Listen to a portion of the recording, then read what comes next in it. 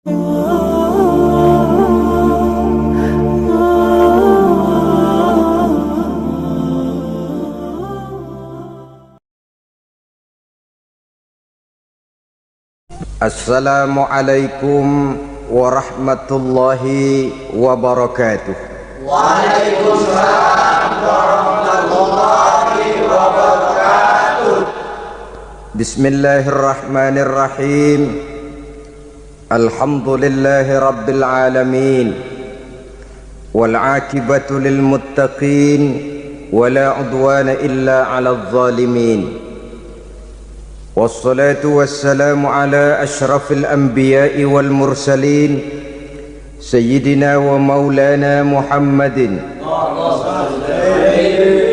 وعلى آله وأصحابه المجاهدين الطاهرين. أما بعد. Saudara-saudara kaum muslimin rahimakumullah, manusia selalu berusaha untuk mencapai apa yang menjadi cita-citanya di dalam kehidupan ini.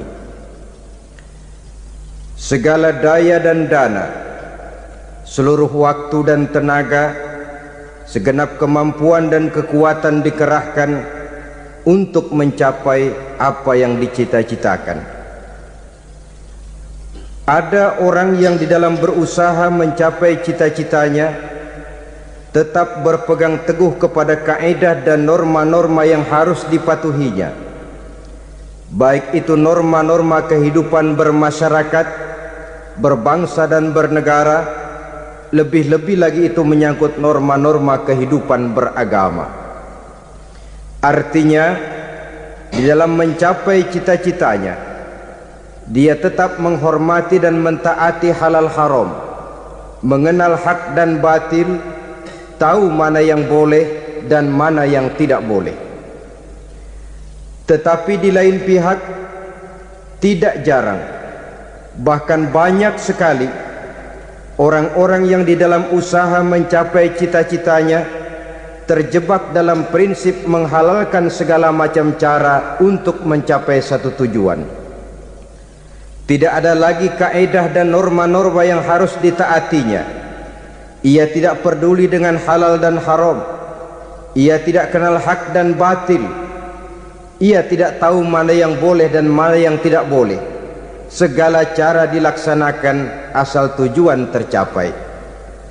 Maka lahirlah orang-orang yang mengambil jalan pintas dan potong kompas dalam usaha mencapai apa yang menjadi cita-cita dan tujuan dalam kehidupannya. Begitulah kita lihat dalam kehidupan ini. Yang di bawah ingin cepat naik ke atas, sementara yang di atas bertahan tidak mau turun dari tahta dan singgasananya. Maka terjadilah benturan-benturan nilai dan kepentingan. Terbentuklah klik, klan, grup dan sindikat-sindikat yang menyerupai mafia, di mana nilai objektivitas sudah sangat sulit ditemukan. Yang celakanya lagi, lahirlah budaya jilat-menjilat, upeti dan lain sebagainya asal tujuan bisa tercapai. Sementara itu yang miskin ingin cepat menjadi kaya, sedang yang kaya ingin menjadi lebih kaya lagi. Kalau boleh tidak hanya sekedar dia saja yang kaya, anaknya harus kaya, cucunya tidak boleh miskin dan kere.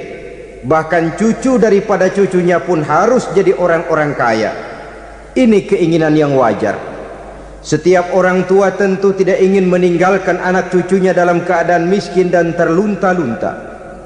Yang tidak wajar kalau keinginan itu membuat orang lalu menghalalkan segala macam cara, menyalahgunakan fasilitas yang dimilikinya, apalagi kalau dia berada dalam satu posisi di mana seharusnya dia memberikan contoh dan keteladanan. Maka akibatnya timbullah krisis wibawa, yang dari krisis wibawa ini mengendorlah disiplin. Sesungguhnya orang lalai, orang tidak mau berdisiplin karena di mukanya, di matanya, dalam pandangannya tidak ada lagi orang yang dianggapnya berwibawa. Dan wibawa itu hilang oleh karena orang merasa tidak ada keteladanan yang patut dijadikan contoh dalam kehidupannya. Inilah sesuatu yang kurang dirasakan di zaman kita sekarang ini. Bukan kurangnya teori, bukan kurangnya segala macam kaedah dan dalil, tetapi yang kita rasakan sekarang ini kurangnya contoh dan keteladanan dari orang-orang yang seharusnya memberikan contoh dan keteladanan itu. Berangkat dari sejarah dan kehidupan Rasulullah sallallahu alaihi wasallam, keberhasilan yang beliau peroleh, salah satu dasar utamanya ialah satunya kata dan perbuatan.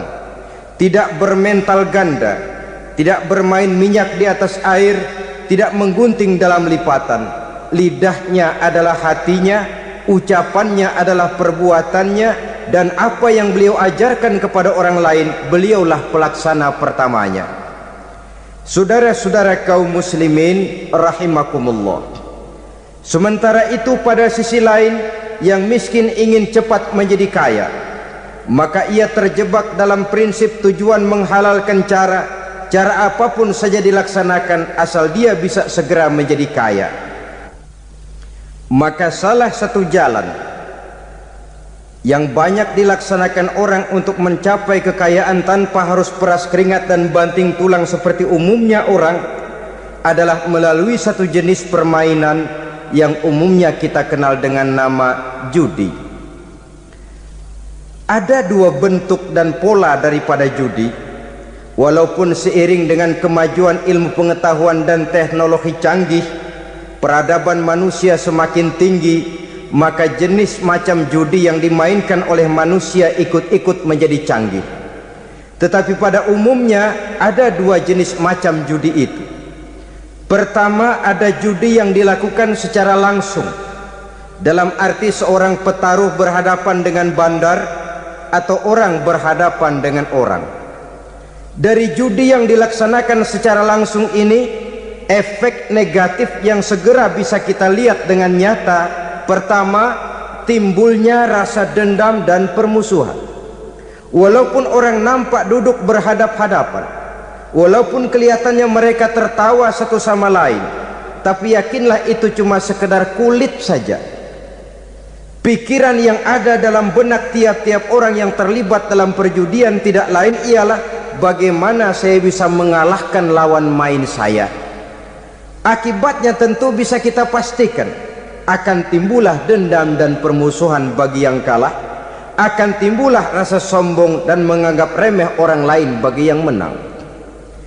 Yang kedua, lalainya orang kepada apa yang menjadi tanggung jawab dan kewajibannya. Orang bisa lupa kepada anak dan istri. Kalau kepada anak dan istri saja sudah bisa lupa, apalagi kepada yang lain, sebab anak dan istri memang merupakan bagian daripada kehidupan kita. Konon lagi saudara, konon lagi keluarga yang lain, anak istri saja bisa terlupakan oleh penyakit dan permainan yang bernama judi ini. Yang ketiga, hilangnya rasa sayang kepada harta. Harta yang didapatnya dengan peras keringat dan banting tulang, mungkin pergi pagi dan pulang sore. Setibanya dia di meja judi, apalagi uang tadi sudah bertukar dengan dalam bentuk koin, maka rasa sayang kepada harta itu tidak akan pernah ada lagi. Tetapi saudara-saudara, bagaimanapun juga, judi dalam artian langsung semacam ini hanya melibatkan orang-orang tertentu. Artinya selektif. Ada judi yang lebih berbahaya daripada jenis ini, perjudian massal. Taruhlah roulette dan kasino itu judi. Tetapi judi jenis roulette dan kasino ini bahayanya hanya untuk orang-orang tertentu yang memang sudah mapan, kelompok elit. Masa iya bocah angon di kampung main roulette? Apa ia yang tinggal di pinggir kali kenal kasino? Ya entahlah kalau kasino Prambos ya. Dari judi massal semacam ini lahirlah penyakit yang dinamakan tulul amal. Tulul amal orang yang terlalu panjang angan-angan. Bukan tidak boleh orang bercita-cita, sebab cita-cita itu perlu. Katanya manusia tidak makan masih bisa hidup 1 bulan lebih. Manusia tidak minum masih bisa hidup 3 hari lebih. Tapi manusia tidak punya cita-cita 1 jam pun dia tidak akan bisa hidup. Karena faktor yang membuat kita bergairah menghadapi kehidupan, faktor yang mendorong kita untuk tetap berusaha dan tegar menghadapi resiko, karena adanya cita-cita di dalam kehidupan kita. Tetapi cita-cita tanpa direalisir dengan usaha, cita-cita yang tidak berangkat dari kemampuan yang ada, pada akhirnya hanya akan merupakan cita-cita yang mengawang, tidak akan terwujud dalam kenyataan, dan akan membentuk manusia menjadi orang yang tulul amal, panjang angan-angan, terlalu muluk keinginan, tidak berangkat dari kemampuan dan kesanggupan yang ada pada dirinya sendiri. Maka penyakit inilah yang telah menghasilkan dan melahirkan penghayal-penghayal kelas berat, tukang-tukang ngelamun kelas tinggi yang hidup di angkasa luar. Dan sejarah belum pernah mencatat ada orang menjadi kaya karena judi, itu belum pernah. Saudara lihat saja orang kaya yang namanya Adnan Khashoggi, orang kaya yang namanya Henry Ford, orang kaya yang namanya Aristotle Onassis, orang kaya yang namanya David Rockefeller. Itu seluruhnya menjadi kaya bukan karena mereka terlibat dalam perjudian, tapi karena kerja keras, peras keringat, banting tulang. Dan itu dimulai sejak mereka masih remaja.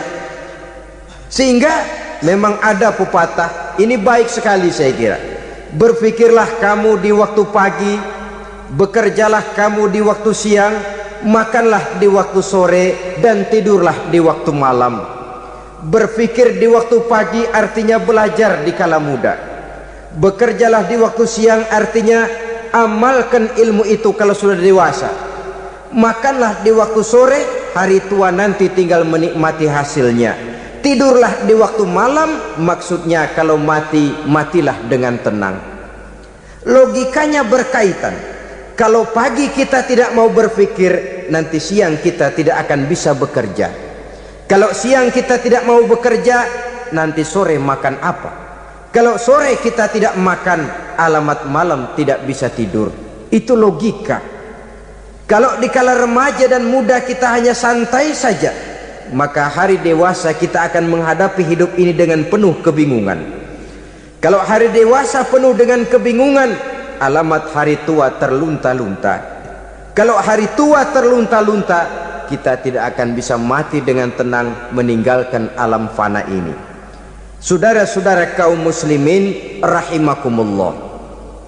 Sehingga ada pepatah mengatakan, many a great man start as a newspaper boy, katanya.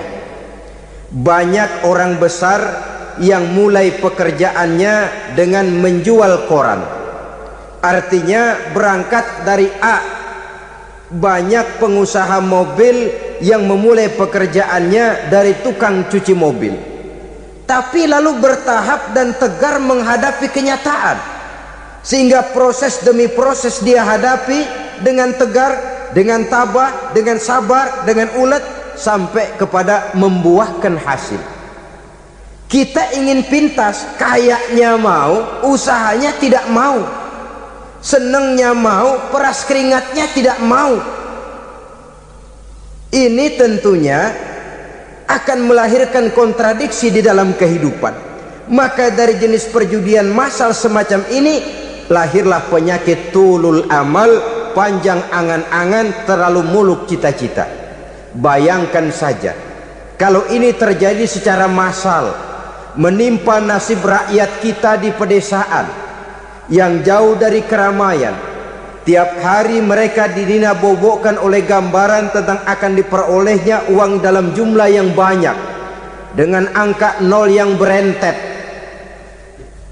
Tiap hari mereka melihat angka-angka itu, mereka lambat laun akan terseret dalam arus tulul amal ini, panjang angan-angan, muluk cita-cita, hanya dengan mengandalkan meja perjudian. Akibatnya timbul penyakit yang kedua, yang ketiga, yaitu malas berusaha. Orang kalau sudah terlalu asik berkhayal, menghitung bintang di langit, malas berusaha. Kalau ada temannya kerja jadi buruh kasar, bawa hasil yang merupakan jerih payah dan peras keringat dia, 1 minggu bergaji 10-15 ribu, diketawain. Apaan gaji lu 10 ribu 15 ribu, entar gua nih kalau ketembus 100 juta entar. Yang 10 ribu dan 15 ribu keringat orang itu dihina, itu dicela, tetapi dia selalu menghitung, entar nih gua, entarnya wallahu a'lam. Saudara hadirin yang saya muliakan, timbullah sikap malas, padahal di tengah negara sedang membangun di berbagai bidang kehidupan. Maka sifat malas ini merupakan musuh kita, baik mengejar kemiskinan, baik mengejar kebodohan dan keterbelakangan kita di sektor-sektor lainnya. Alangkah akan terganggunya roda pembangunan di negara kita ini jikalau sebagian besar rakyat dihinggapi oleh penyakit malas, yang malas ini dilatar belakangi oleh penyakit tulul amal, terlalu muluk angan-angan, yang angan-angan ini dininabobokan oleh keinginan untuk mendapatkan untung yang besar tanpa peras keringat dan banting tulang. Sasaran yang lebih jauh, dan ini yang paling kita khawatirkan, hancurnya kubu-kubu pertahanan moral daripada bangsa kita. Kita sependapat bahwa lebih penting daripada membangun jembatan adalah membangun manusia yang membangun jembatan, bahwa lebih penting daripada mengaspal jalan raya adalah membangun mental manusia yang melaksanakan pengaspalan itu.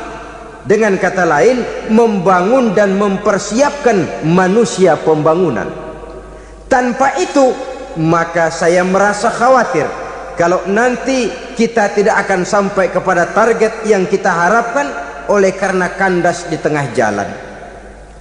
Saudara-saudara kaum muslimin rahimakumullah, Islam sebagai agama yang mengajarkan manusia untuk berusaha dan mengeluarkan segala kemampuan untuk melaksanakan segala usahanya itu, sangat membenci sifat malas, sangat membenci sifat tulul amal atau panjang angan-angan. Dan oleh karena judi melahirkan dua sifat itu, Islam sangat menganjurkan pengikutnya untuk menjauhi segala macam jenis perjudian, baik yang terang-terangan maupun yang dilakukan secara samar-samar, tidak ketara, judi canggih sesuai dengan canggihnya teknologi daripada manusia itu sendiri. Ini adalah penyakit yang meracuni masyarakat manusia dari sejak berpribadi, bertetangga, berumah tangga, sampai kepada berbangsa dan bernegara. Dan kasus-kasus yang timbul sudah cukup banyak, yang tidak mungkin lagi kita katakan hanya sekedar bersifat kasuistis, bersifat kasus-kasus kecil saja.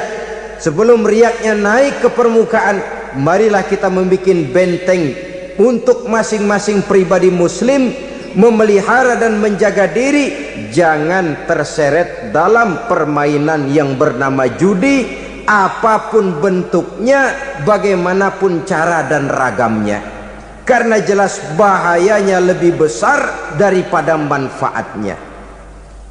Taruhlah kita barangkali kemarin-marin hanyut dalam arus perjudian, tetapi hendaknya kita bisa mengambil pelajaran bahwa seorang mukmin adalah seorang yang apabila dia melakukan kesalahan, dia segera sadar, dijadikannya pelajaran untuk tidak diulanginya lagi pada masa-masa yang akan datang. Dengan sikap semacam itu, kita tidak lagi akan mengulangi kesalahan-kesalahan lama, dan grafik kehidupan kita dari hari ke hari akan makin menunjukkan hal-hal yang baik dan positif adanya. Saudara-saudara kaum muslimin rahimakumullah, kalau ABRI masuk desa, rakyat beruntung. Kalau jaksa masuk desa, rakyat bahagia. Kalau koran masuk desa, rakyat ikut jadi cerdas. Tapi kalau judi masuk desa, rakyat kiamat. Pembangunan akan terbengkalai, roda perekonomian akan lesu, karena mestinya orang membelanjakan uang untuk sesuatu yang dia perlukan, akhirnya dia belanjakan untuk sesuatu yang dia tidak perlukan, karena gambaran khayalan akan mendapat keuntungan yang jauh lebih besar lagi. Padahal istilah orang-orang tua kita dulu